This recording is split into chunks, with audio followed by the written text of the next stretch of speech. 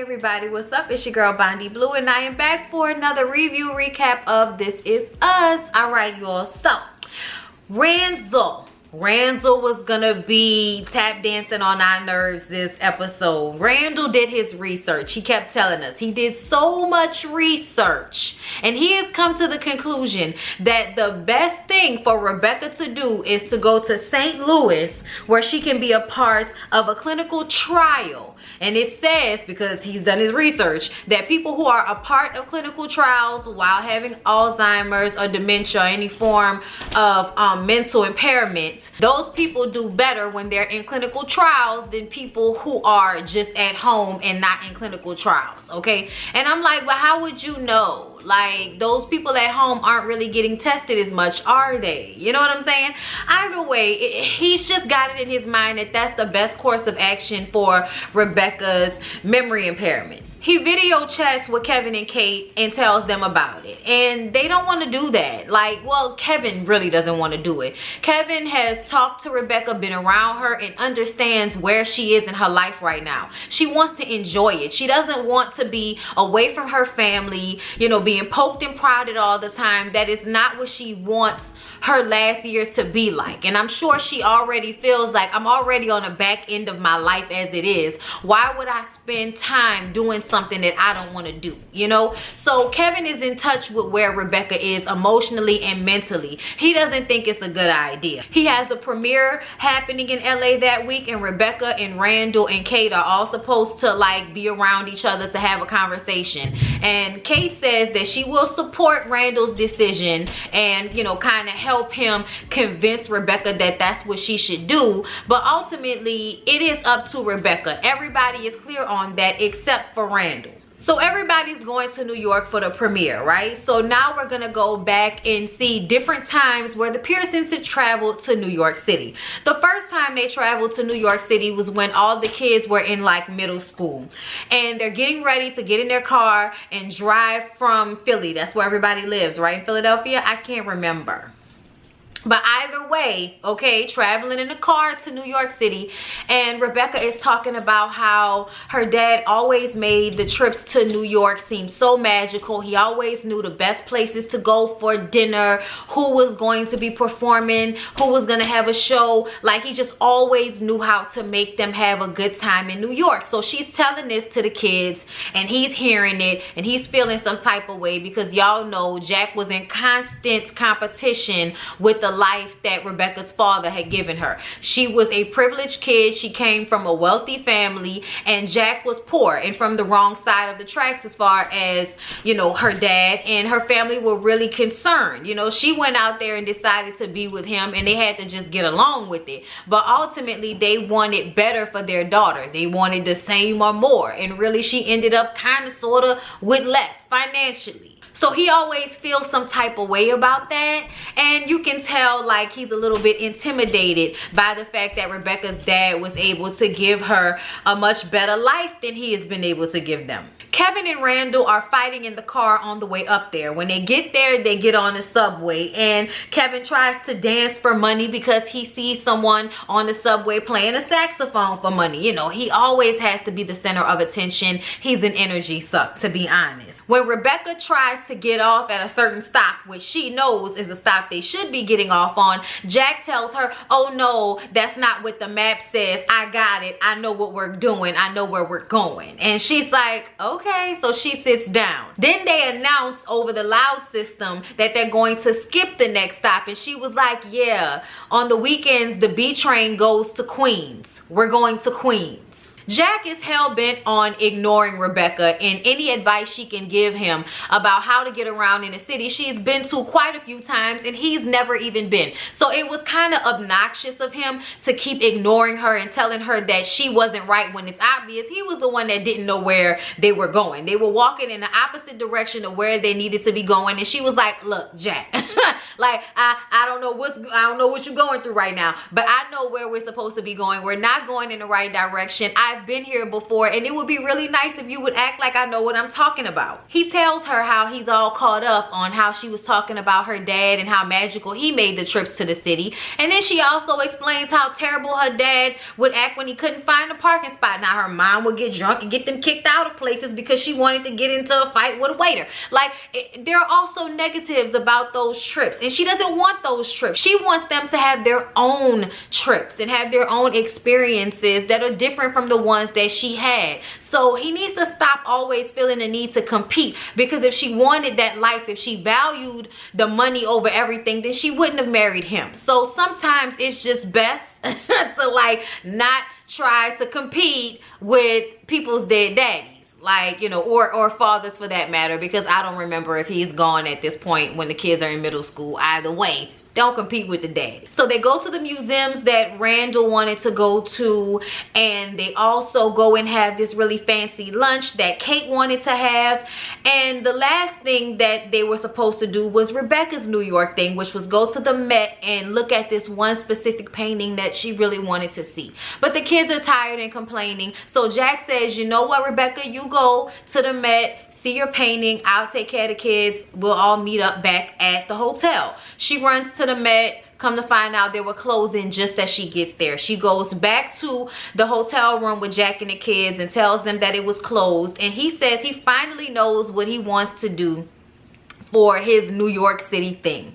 And it is because he had been watching Home Alone with Kevin over and over and over again, and he saw the scene where they're out in Central Park in the horse and buggy. So that was his thing, for them to go in Central Park and ride the horse and buggy. And it's very touristy and lame and all of that, but really it was very sweet, and it was a romantic thing to do for him and Rebecca, and it was a good time for the kids at the end of the day. So even though it was kind of corny, it was something that they really enjoyed together. So the next time they went to New York City, this was after Jack had died. Everybody is like, what, 18, 19, 20.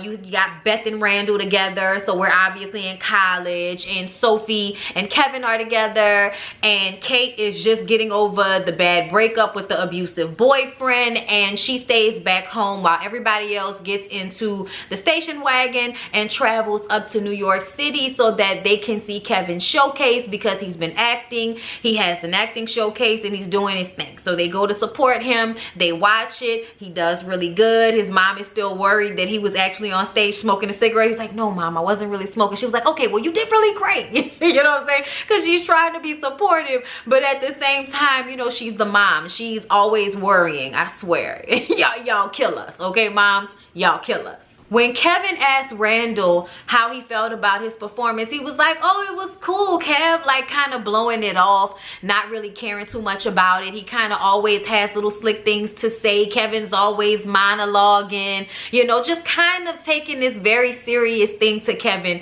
for play. So he's always felt some type of way about the way Randall responds to his acting career. They all decide to go out and eat, and Kirby, which is Kevin's acting coach, is introduced to Rebecca. And y'all, Kirby is a nice little sexy silver fox, okay? He was nice looking, and he had been warned that Rebecca, the pretty for a mom, was coming to town to see the acting showcase. So yeah, Kevin was trying to hook his mom up, but this was him trying to help his mom get past her sadness. Like, you can tell at this point that she's still grieving, but it's been a year. So it's time for her to start trying to find a life outside of missing her deceased husband. Randall, on the other hand, is not okay with this at all. He feels like it's only been a year and mom's not ready. So he gets really upset when he notices that Kevin was trying to hook up Kirby with Rebecca. So upset about it. I don't know what you were thinking.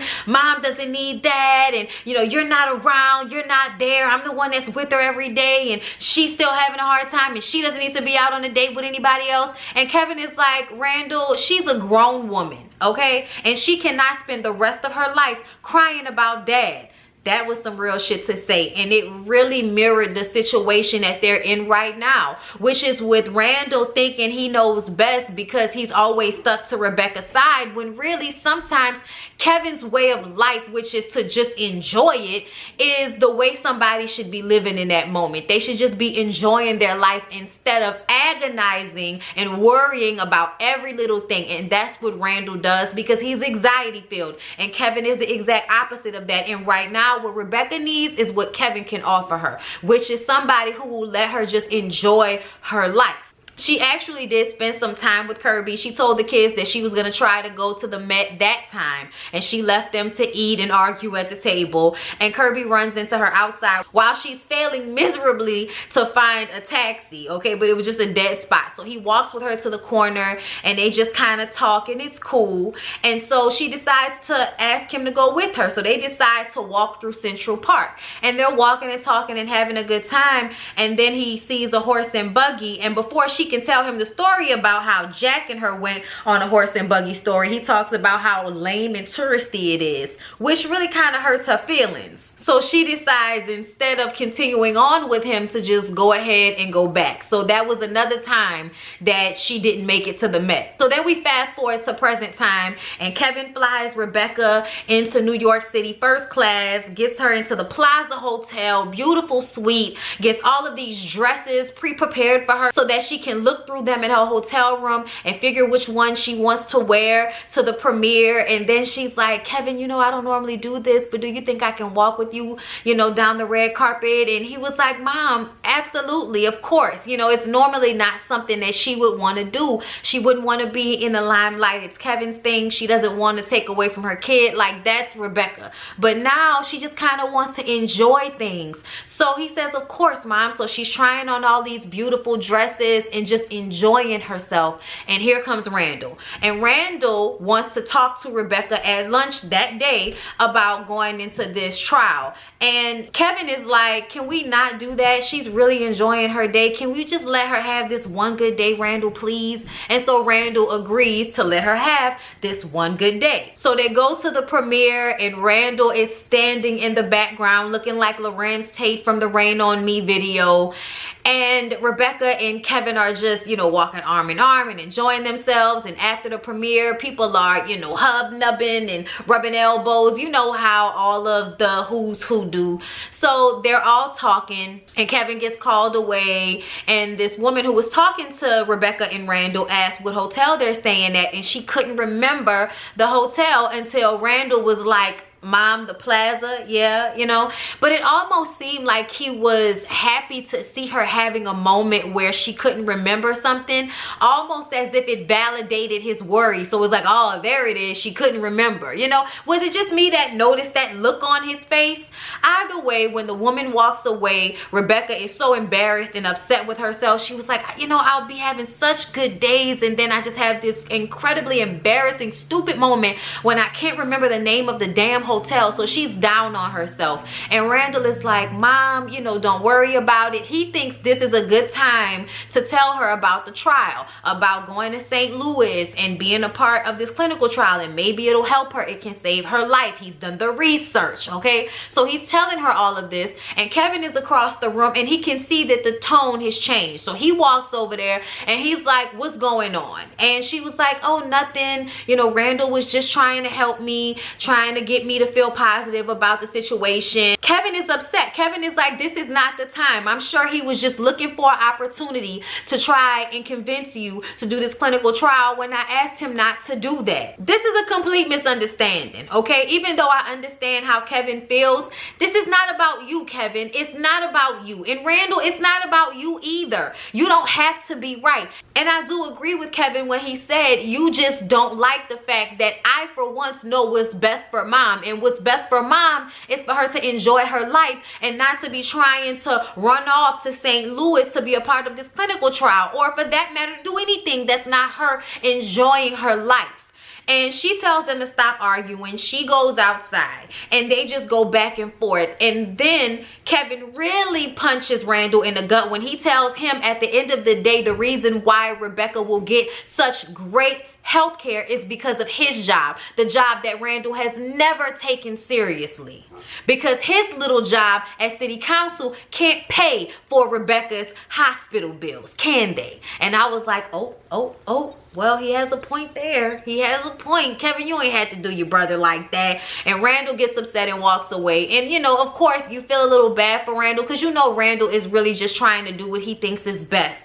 And he has always had to be the person. He said that to him. He was like, when you were going off, living your life, being in Hollywood, trying to be an actor, doing monologues, you know, going to rehab, being on drugs, doing alcohol. When you were doing all of that, I was the one that was here taking care of mom. I've been the one responsible and by her side and doing everything for 39 years. It's been me. So I'm so sorry if I'm not going to leave my mother's, you know, health in the hands of the kid that's never responsible. Like, you know, that's how he feels, you know.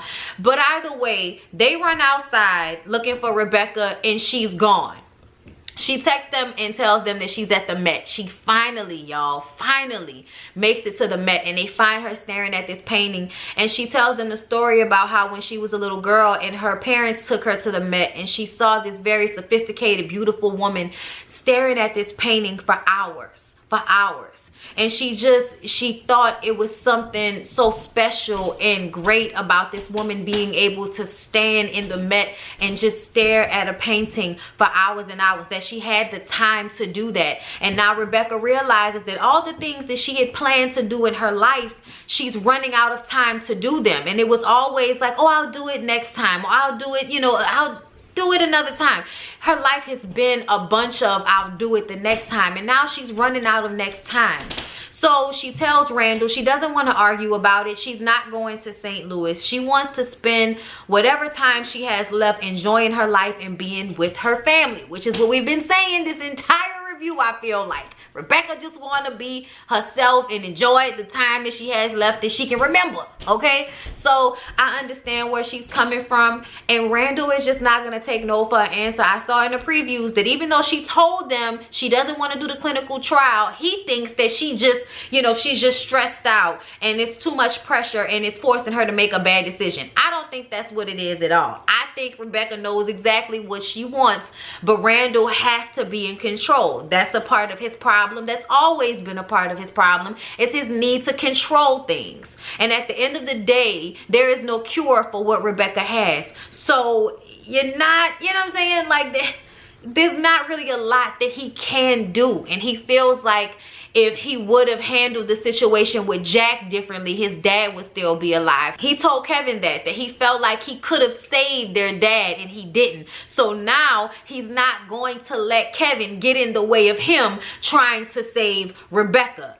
And Kevin is like, you couldn't save dad, Randall. You couldn't. And apparently Kevin has never thought about if their dad had never died. And I was like, that's crazy that he never thought about it. I think about it all the time if my dad hadn't passed away. So I don't know what's wrong with Kevin, but I do understand Randall's thought process. But at the end of the day, Randall, things happen the way they're supposed to happen. There was nothing you could do to stop your dad from dying, because that's not what happened. That's not what happened. We don't live in a world where we can go back. So no, it can't be changed. There's nothing you could have done.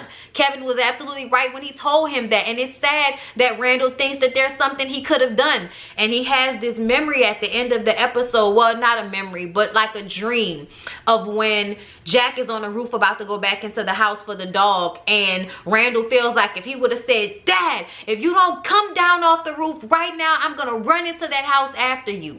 And then Jack comes down off the roof and then he's safe. And then what? He doesn't die from the smoke inhalation. He could have still got the smoke inhalation whether he went back in the house or not. He couldn't have gotten it just because there's smoke coming at him outside the house. I mean, it just, if it was his time, it was his time. But Randall has it in his mind that if he could have done something differently, his dad would still be alive. And that is why he feels so strongly about the way they handle Rebecca's illness. And next week, the episode is going to be What If Jack Didn't Die? So I can't wait to see it. I really can. I think it's going to be a really great episode. I enjoyed this episode so much, but Randall stresses me the hell out. Like, ugh. But yeah, y'all, I don't think I missed anything because I realized that like half of my notes aren't there. Like, I had to go up the top of the dome.